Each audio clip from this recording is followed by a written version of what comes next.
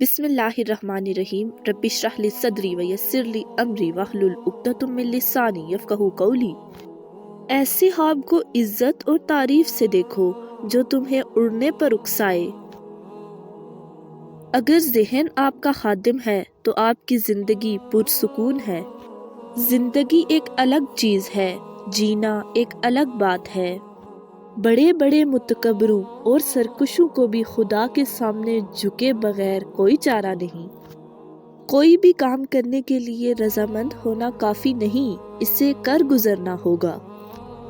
اچھی بات کو جان لینا ہی کافی نہیں، اسے اپنے اوپر لاگو بھی کرنا ہوگا۔